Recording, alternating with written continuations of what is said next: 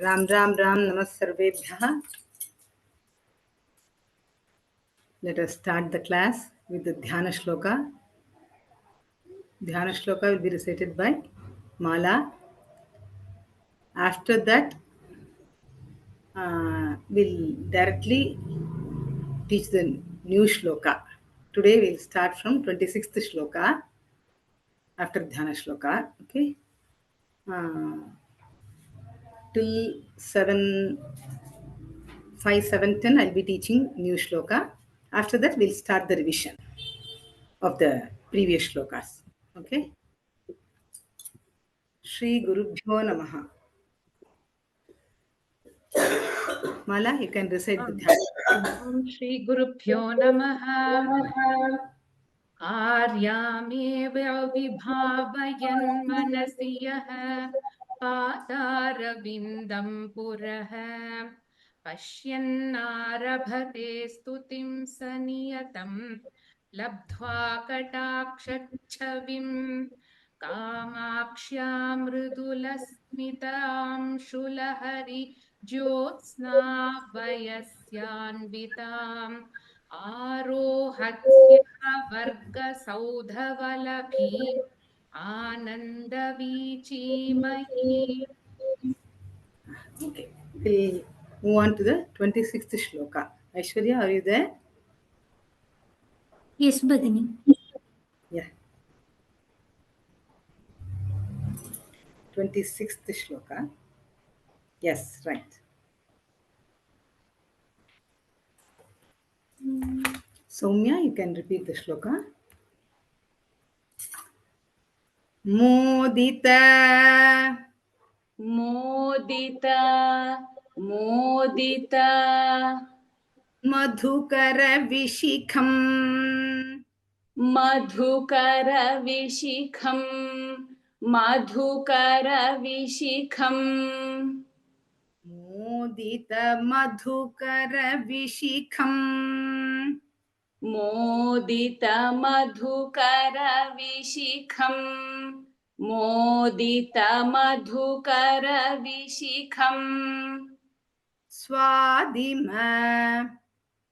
swadima, swadima, Samudaya. samudaya, samudaya, Sarakodandam. सारकोदण्डं, सारकोदण्डं, Swadima-samudaya. स्वादिमसमुदाय, स्वादिमसमुदाय, Sarakodandam. सारकोदण्डं, सारकोदण्डं, Swadima-samudaya Sarakodandam. स्वादिमसमुदाय सारकोदण्डं, स्वादिमसमुदाय सारकोदण्डम्, Adrita. आदृत, आदृत, Kanchi-khelanam. काञ्चीखेलनं, काञ्चीखेलनं, Adrita Kanchi-khelanam. आदृतकाञ्चीखेलनम्, आदृतकाञ्चीखेलनम्, Adimam. आदिमम्, आदिमम्, Arunyabhedam. आरुण्यभेदम्, आरुण्यभेदम्, Akalaye. आकलये, आकलये, Adimamarunyabhedam. आदिममारुण्यभेदम्, आदिममारुण्यभेदम्, आकलये आकलये आकलये आदिममारुण्यभेदमाकलये आदिममारुण्यभेदमाकलये आदिममारुण्यभेदमाकलये. You can repeat the shloka. Recite.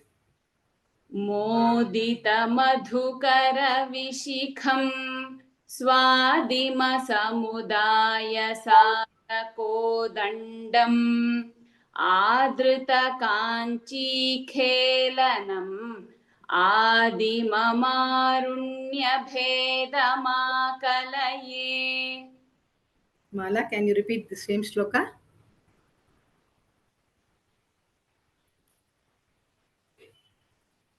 मोदितमधुकरविशिखं स्वातिमसमुदायसारकोदण्डम् आदृतकाञ्चीखेलनम् आदिममारुण्यभेदमाकलये.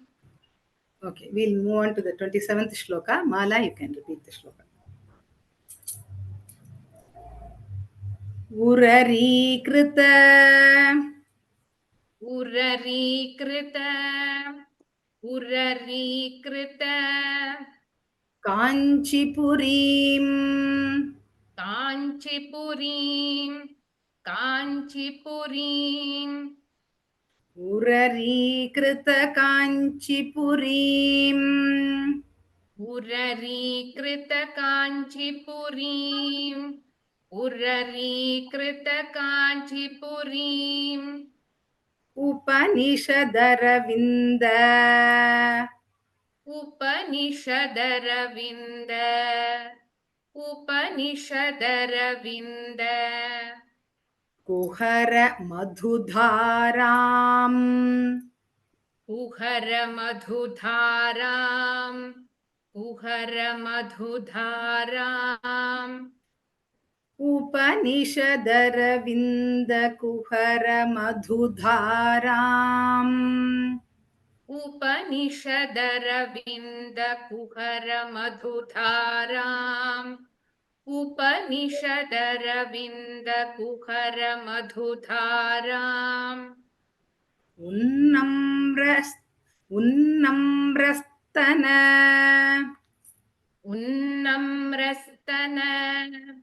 उन्नम्रस्तन कलशीम् कलशीं कलशीं उन्नम्रस्तन कलशीम् उन्नम्रस्तन कलशीं उन्नम्रस्तन कलशीं उत्सवलहरीम् उत्सवलहरीं उत्सवलहरीं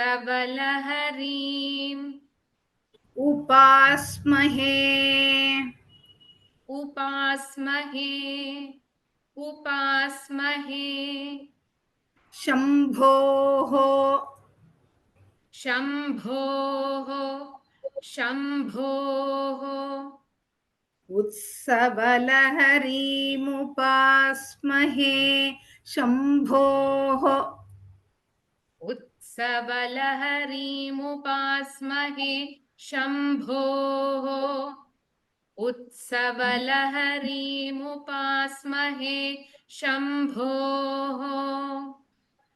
You can recite full shloka. उररीकृत काञ्चीपुरीम् उपनिषदरविन्द Kuhar मधुधाराम् उन्नम्रस्तन कलशीम् उत्सवलहरीमुपास्महे शम्भोः. Okay, repeat the same shloka, Sri Vidya Balakrishnan.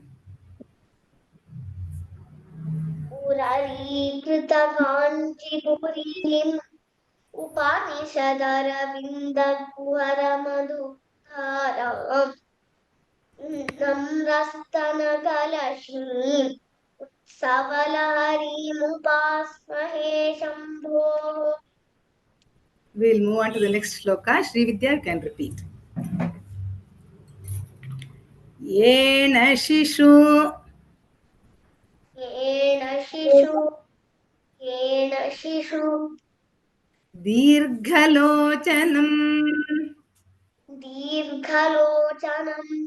दीर्घलोचनम् येन शिशु दीर्घलोचनम् येन शिशु दीर्घलोचनम् येन येन परिपन्थी परिपन्थी येन परिपन्थी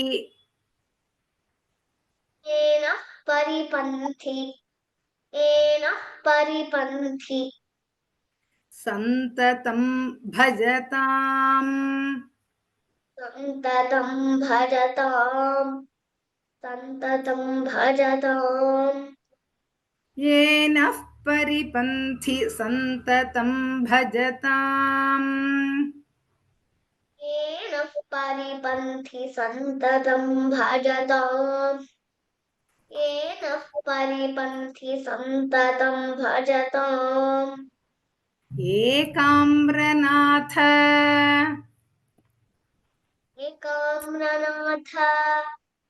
एकाम्रनाथ जीवितम्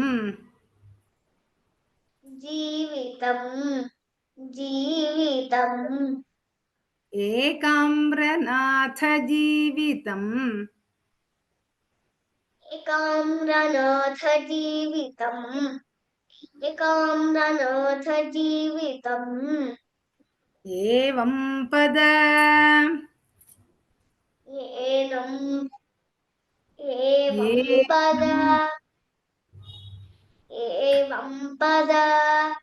एवं पद दूरं दूरम् एकमवलम्बे दूरमेकमवलम्बे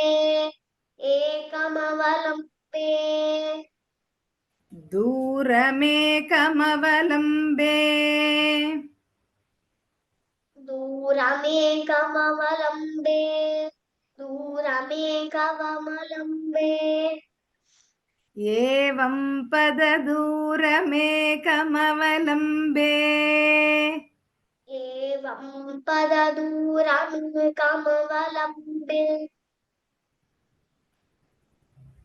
Repeat once more. एवं पददूरमेकमवलम्बे Full shloka I can recite.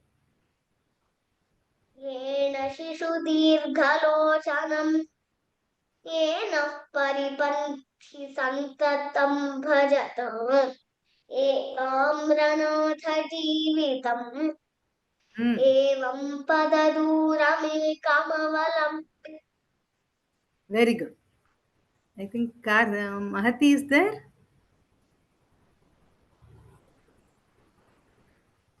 No, she is not there. Okay, you can repeat Soumya. The same shloka I can repeat. Then we will move on to the next shloka.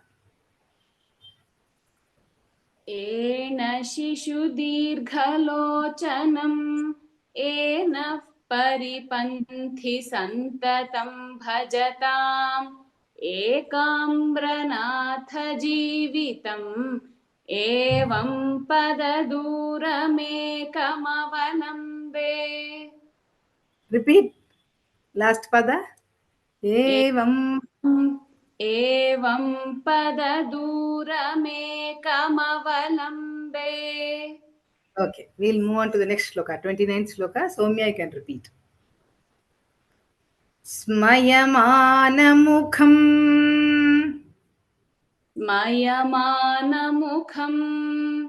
स्मयमानमुखम् Kanchim काञ्चीम्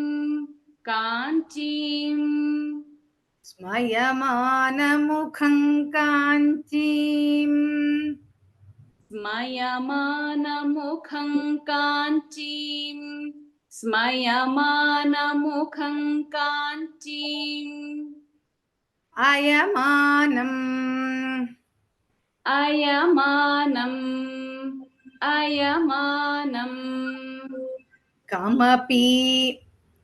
कमपि कमपि देवताभेदम् देवताभेदम्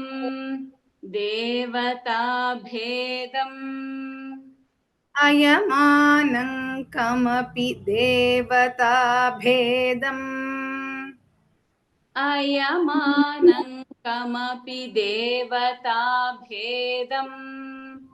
अयमानं कमपि देवताभेदम् दयमानम्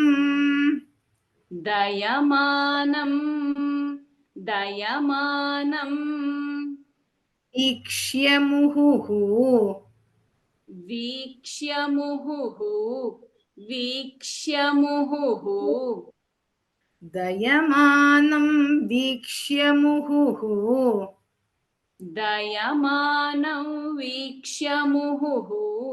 दयमानं वीक्ष्यमुहुः वयमानन्दामृत वयमानन्दामृत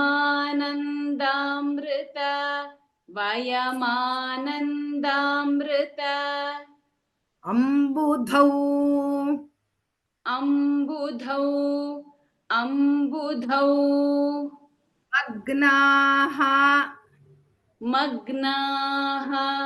मग्नाः वयमानन्दामृताम्बुधौ मग्नाः वयमानन्दामृताम्बुधौ मग्नाः वयमानन्दामृताम्बुधौ मग्नाः You can recite the shloka.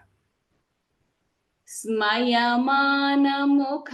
काञ्चीम् अयमानं कमपि देवताभेदम्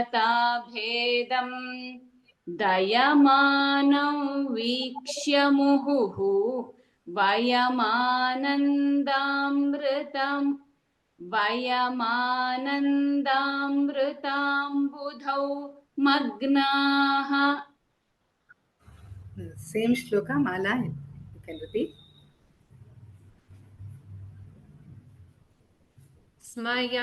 स्मयमानमुखं काञ्चीम् अयमानं कमपि देवताभेदम् दयमानं वीक्ष्य मुहुः वयमानन्दामृताम्बुधौ मग्नाः Next shloka you can repeat. कुतुकजुषी कुतुकजुषी काञ्चिदेशे काञ्चिदेशे कुमुदतपोराशि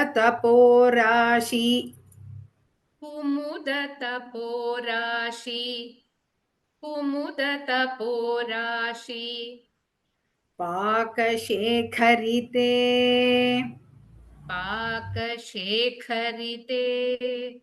पाकशेखरिते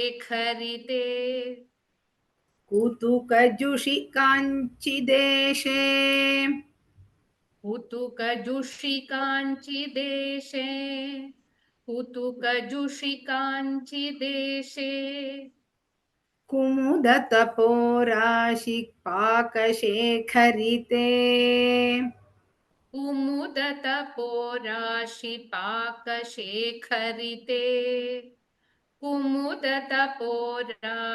पाकशेखरिते कुरुते मनोविहारम्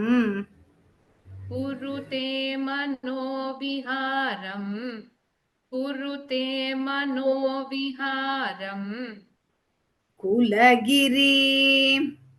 कुलगिरि कुलगिरि परिबृढकुलैक परिबृढकुलैक परिबृढकुलैक मणिदीपे मणिदीपे मणिदीपे कुलैकमणिदीपे कुलैकमणिदीपे कुलैकमणिदीपे परिबृढकुलैकमणिदीपे परिबृढकुलैकमणिदीपे परिबृढकुलैकमणिदीपे कुलगिरिपरिबृढकुलैकमणिदीपे कुलगिरिपरिबृढकुलैकमणिदीपे कुलगिरिपरिबृढकुलैकमणिदीपे Recite the full shloka. उतुकजुषि काञ्चिदेशे कुमुदतपोराशिपाकशेखरिते कुरुते मनोविहारम् कुलगिरिपरिबृढकुलैकमणिदीपे. Okay. Same shloka. Sri Vidya, you can repeat. कुतुकजुषि काञ्चिदेशे कुमुदतपोराशिपाकशेखरिते Repeat the second मनोपि second pada. You repeat. Kumuda कुमुदतपोराशिपाकशेखरिते Akha Mahaprana illa. It should be Alpa Prana. पाकशेखरिते कुरुते मनोविहारम् कुलगिरिपरिबृढकुलैकमणिदीपे. Okay. 31st shloka you can repeat. Okay. वीक्षेमहि वीक्षेमहि वीक्षेमहि काञ्चीपुरे काञ्चीपुरे काञ्चीपुरे वीक्षेमहि काञ्चीपुरे वीक्षेमहि काञ्चीपुरे वीक्षेमहि काञ्चीपुरे विपुलस्तन विपुलस्तन विपुलस्तन कलशगरिमा कलशगरिमा कलशगरिमा परवशितम् परमशितम् परमशितम् गरिमा परवशितम् गरिम परवशितम् गरिम परवशितम् विपुलस्तन कलश गरिमा परवशितम् विपुलस्तन कलशगरिम परवशितम् विपुलस्तन कलशगरिम परवशितम् विद्रुम विद्रुम विद्रुम सहचरदेहम् सहचरदेहम् सहचरदेहम् विद्रुम सहचरदेहम् विद्रुम सहचरदेहम् विद्रुम सहचरदेहम् विभ्रम विभ्रम विभ्रम समवाय समवाय समवाय सारसन्नाहम् सारसन्नाहम् सारसन्नाहम् विभ्रम समवाय सारसन्नाहम् विभ्रम समवाय सारसन्नाहम् विभ्रमसमवायसारसन् You can recite the shloka.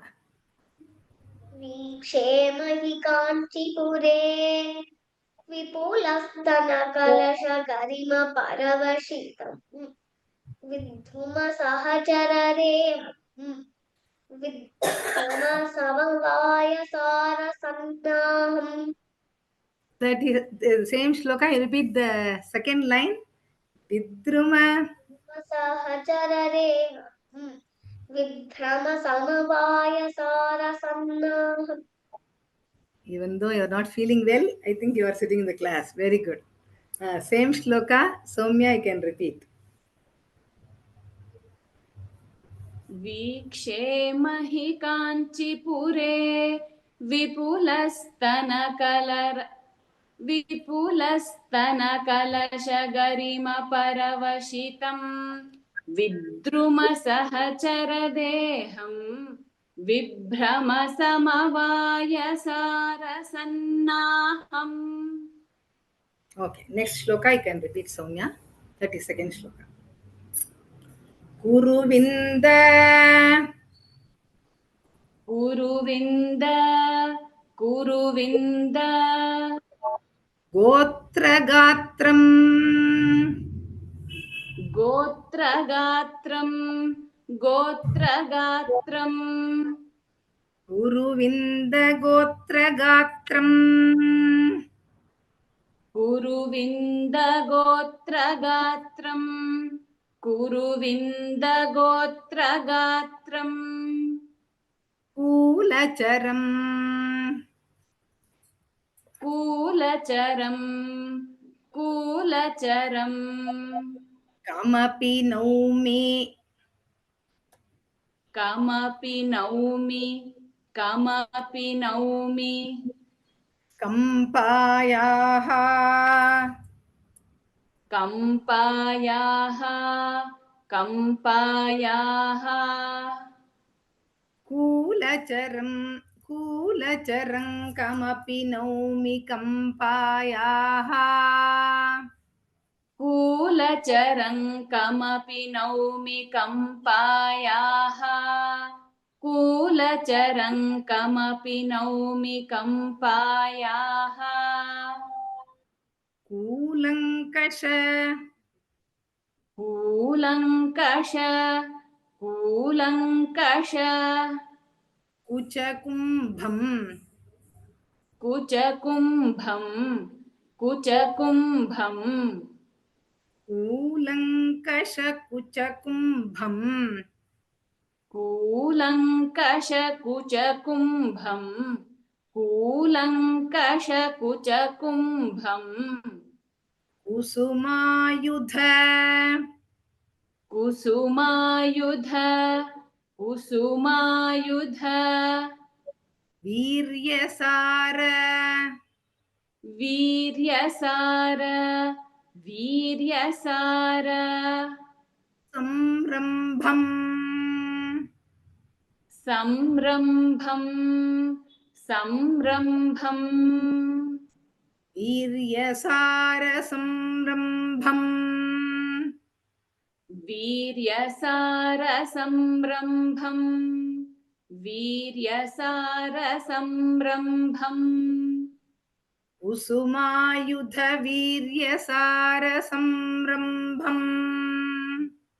कुसुमायुधवीर्यसारसंरम्भम् कुसुमायुधवीर्यसारसंरम्भम् You can say this shloka. कुरुविन्दगोत्रगात्रं कूलचरं कमपि नौमि कम्पायाः कूलङ्कषकुचकुम्भं कुसुमायुधवीर्यसारसंरम्भम्. Okay. Now same shloka Mala.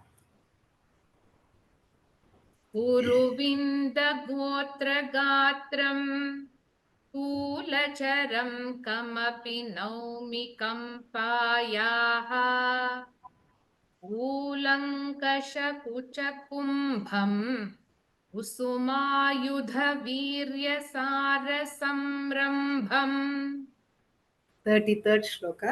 We'll move on to 33rd. Mala can repeat.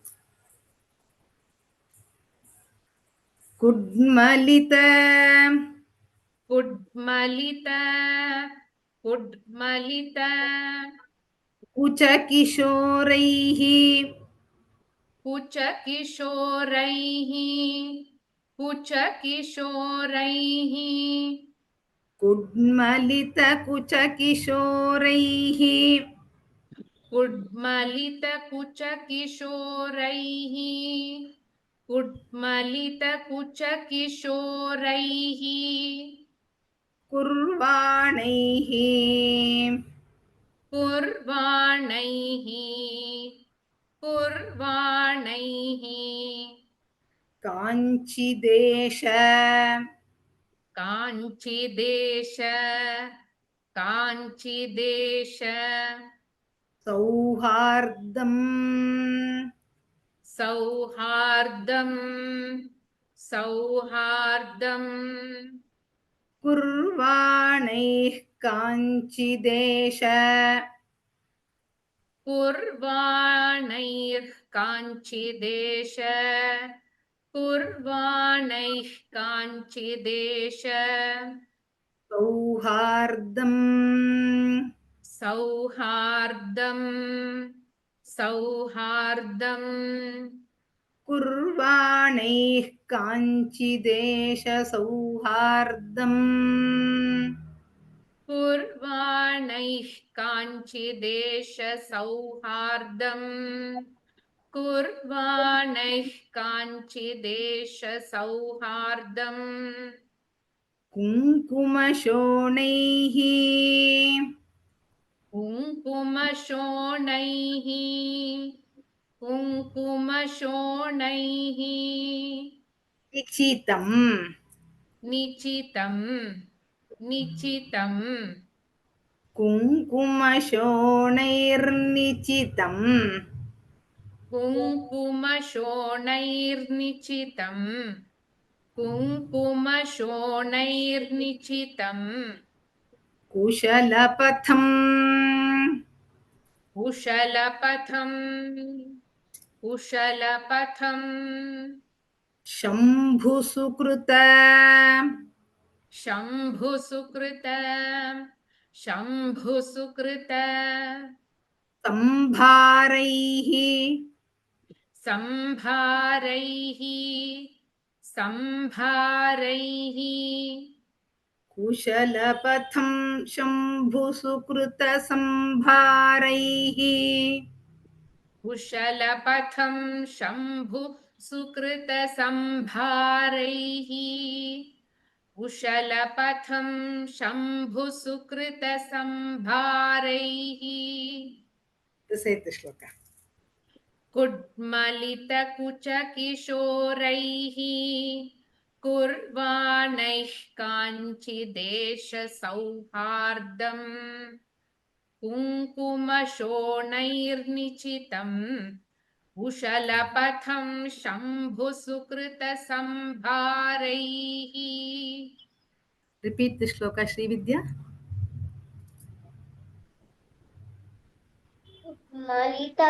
मलितकुचकिशोरैः कुर्वाणैः काञ्चिदेश सौहार्दम् कुमशोणैर्निचितम् कुशलपथम् शम्भुसुकृतसम्भारैः. Okay, now we are going to start the revision of the new shloka today first. After that, we'll start with the previous shlokas. So we'll start from 26th. 26 and 27, Sri Vidya will recite. 28, 29, 30, Soumya will recite. 31, 32, 33, Mala will recite. Start. मोदितमधुकरविशिखम् स्वादिमसमुदाय सारसोदण्डम् आदृतकाञ्चीखेलनम् आदिमम् आरुण्यभेदमाकलये 27. Again, say. उरलीकृतकाञ्चीपुरीम् उपनिषदरविन्दगुहरमधुकाराम् Madhudhara. मधुधाराम् नम्रस्थलकलशीम् उत्सवलहरीमुपास्महे शम्भोः Soumya. येन शिशुदीर्घलोचनम् येन परिपन्थि सन्ततं भजताम् एकाम्रनाथ जीवितम् एवं पददूरमेकमवलम्बे Next. स्मयमानमुखं काञ्चीम् अयमानं कमपि देवताभेदम् दयमानं वीक्ष्य मुहुः वयमानन्दामृताम्बुधौ मग्नाः Next. कुतुकजुषी काञ्चिदेशे Swa. कुमुद Dha. कुतुकजुषी Kutukajushi. काञ्चिदेशे Kutukajushi kanchi deshe. कुतुकजुषि Hmm. कुतुकजुषि काञ्चिदेशे कुमुदतपोराशि पाकशेखरिते कुरुते मनोविहारम्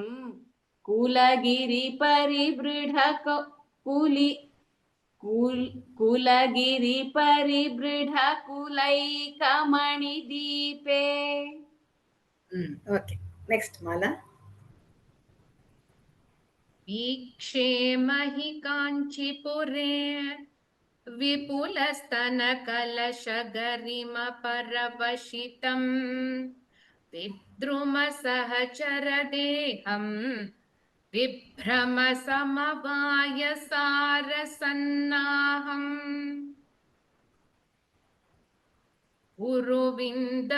उरुविन्दगोत्रगात्रम् कूलचरं कमपि नौमि कम्पायाः कूलङ्कषकुचकुम्भम् कुसुमायुधवीर्यसारसंरम्भम्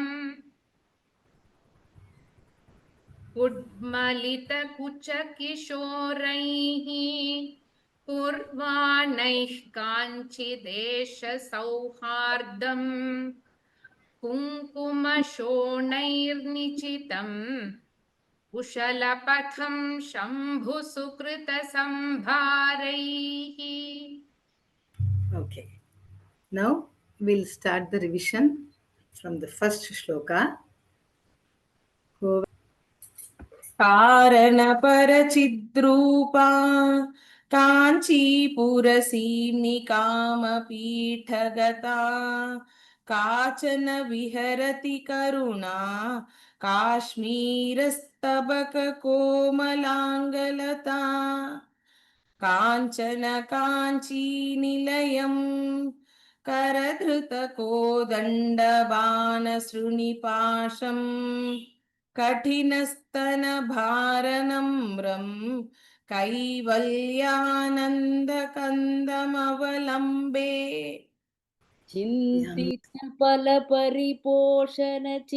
चिन्तितफलपरिपोषणचिन्तामणिरेव काञ्चिनिलया मे चिरतरसुचरितसुलभा चित्तं शिशिरयतु सित्सुखाधारा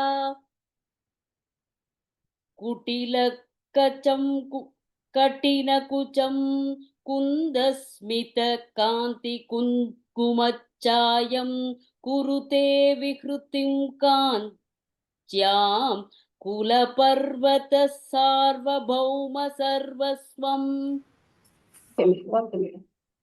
पञ्चशरशास्त्रबोधन परमाचार्येण दृष्टिपातेन काञ्ची सीम्नि कुमारी काचन मोहयति कामजेतारम्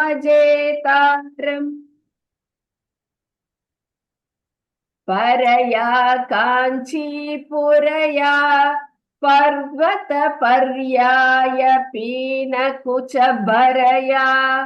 परतन्त्रावयमनया पङ्कजसब्रह्मचारिलोचनया. Okay, Vishalakshi Bhagini, good. Yamini, please recite 7 and 8. Ram. ऐश्वर्यमिन्दुमौलेः ऐकात्म्यप्रकृतिकाञ्चिमध्यगतम् ऐन्दवकिशोरशेखरम् ऐदम्पर्यं चकास्ति निगमानाम् श्रितकम्पासीमानं शिथिलितपरमशिवधैर्यमहिमानं कलये पाटलिमानं कञ्चन कञ्चुकितभुवनभूमानम्. Thank you, Ram, Yamini. Ram, That is Ram. fine. Ram Ram. Shri Krishna.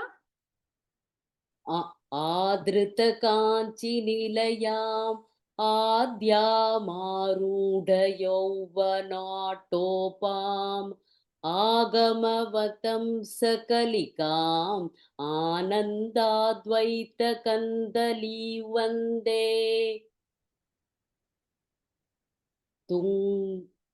तुङ्गाभिरामकुचभरशृङ्गारितमाश्रयामि काञ्चिगतं Gangadhar परतन्त्रं शृङ्गारद्वैततन्त्रसिद्धान्तम्.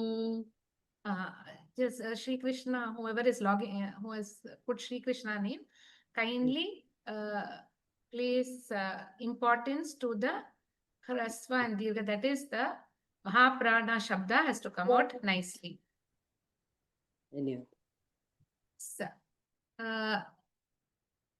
Shri Vidya Balakrishnan. Ma'am, next slide. 11th slide. 11th slide. Namaste Bhagini. See? काञ्चीरत्नविभूषां कामपि कन्दर्पसूतिकापाङ्गीं परमां कलामुपासे परशिववामाङ्कपीठिकासीनाम् कम्पातीरचराणां करुणाकोरकितदृष्टिपातानां केलीवनं मनो मे केषाञ्चिद्भवतु चिद्विलासानाम्. आम्रतरुमूलवसते आदिमपुरुष 1 minute. Vasatehe. आम्रतरुमूलवसते आदिमपुरुषस्य नयनपीयूषम् आरब्धयौवनवनोत्सवम् आम्नाय रहस्य मन्तरवलम्बे आदिकाञ्ची परमयोगिभिः आदिमपरपीठ सीम्नि दृश्येन अनुबद्धं मम मानसम् आदिकाञ्ची परमयोगिभिम् आदिमपरपीठ सीम्नि दृश्येन अनुबद्धं मम मानसम्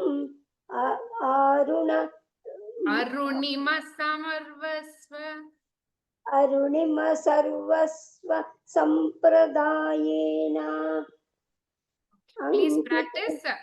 That's it. Only 2 shlokas. Please practice all the Mahapranas. Okay. Thank you. Okay. Thank you.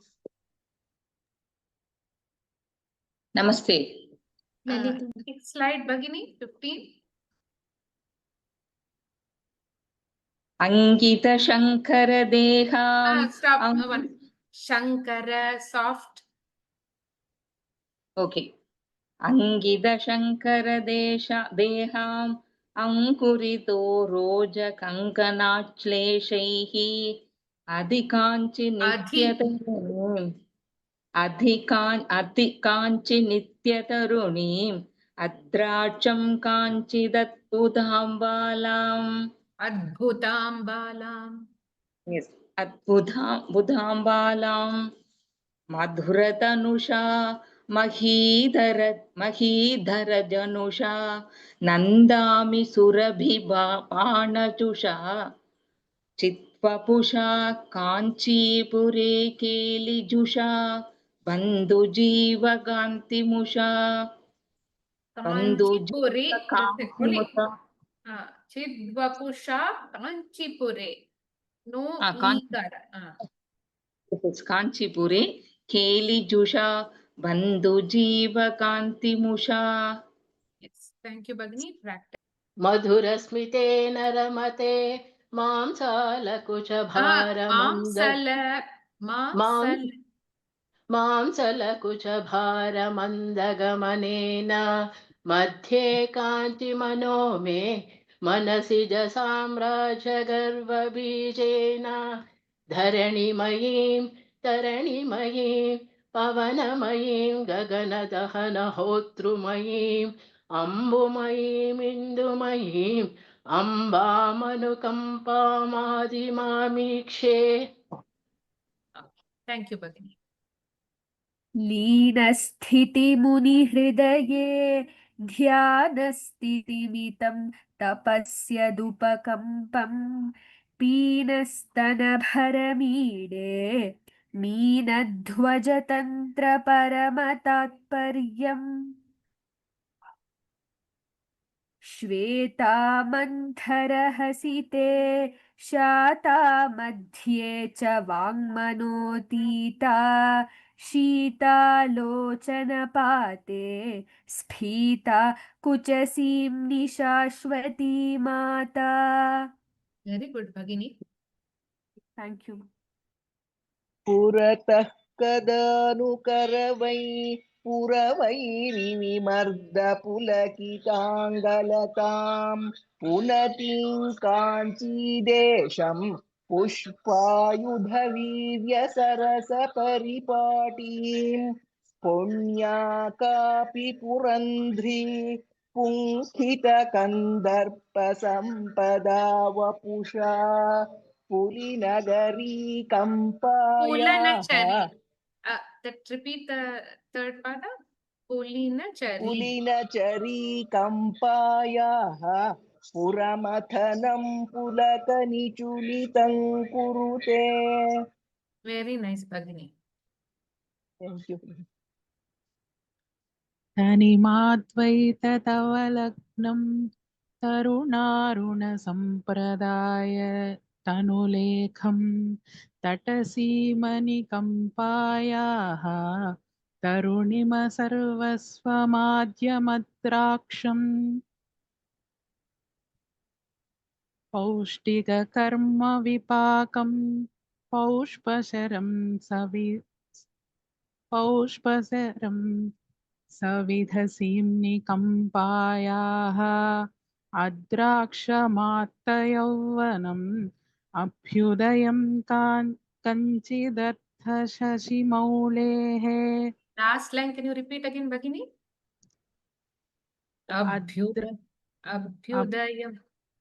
अभ्युदयं कञ्चिदर्थशशिमौलेः.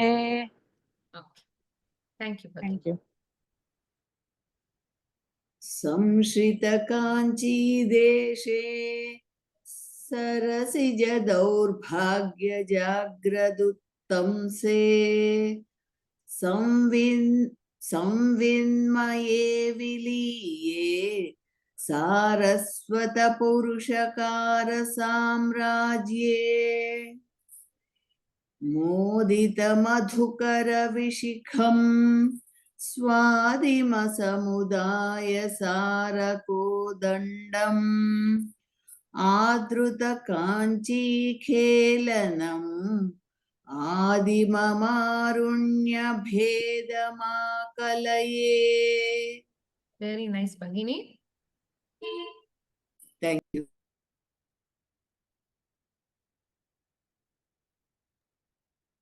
ಭರನೇಶ್ವರಿ ಭಗಿನಿ. Namaste, Bhagini. Namaste. 27. Uraríkrita-kanchipuriṃ. Kanchipurim. Ikara. Uraríkrita-kanchipuriṃ. No, 1 minute. It's Hrisva, that is small. Kanchipurim. Okay. Uraríkrita-kanchipuriṃ. Upanishadaravindakuharamadhusaram. Aram. Upanishadaravindukuharamadhusaram. Unnamrastanakalashim. Utsavalaharipu arimupas. Maheshambhoho. Again, the last pada. Utsavalaharimupas. It is Utsavalaharimupas-mahe. Utsavalaharimupas-mahe Shambhoho. Shambhoho. Shambhoho. Shall I recite it once again? Yes, please. Uraríkrita-kanchipuriṃ. Upanishadaravindukuharamadhudaram. Upanishadaravindakuharamadhudaram. Madhudaram, the Madhudara. Mahaprana. Madhutaram. Madhutaram. Madhutaram. Unnamrastanakalashim. Utsavalaharimupas-mahe Shambhoho. Next participant. Yes. Shall I recite, ma'am? Anybody Yena else? shishudirghalochanam. Yenah paripanti santatam Panti. gachata. All the Mahapranas you must give importance. You have to give Yenah the Yenah paripanti santadam pajatam. Ekamrunata jeevitam. Yevam padaturamekamavalambhe. Okay, Bhagini, please listen to the recordings and practice all the Alpa Prana and Mahapranas correctly. Okay, ಧನ್ಯವಾದ. स्मयमानमुखं काञ्चीम् अयमानं कमपि देवताभेदम् दयमानं वीक्ष्य मुहुः वयमानन्दामृताम्बुधौ मग्नाः.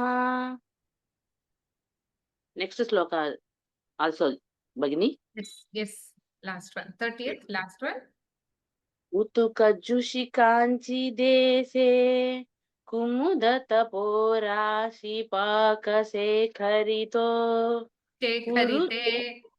शेखरिते कुरुते मनोविहारम् कुलगिरिपरिभृढकुलैकमणिदीपे. Okay, Bhagini. Practice all the Mahapranas, Alpa Pranas, so that the pronunciation is correct. So, Ram everybody. Thank you for the class today. Practice, listen to the audio and kindly practice. Ram. We will meet. Punah milamaha. ಧನ್ಯವಾದ. Agrima Vasare. Ram. ಧನ್ಯವಾದಗಳು.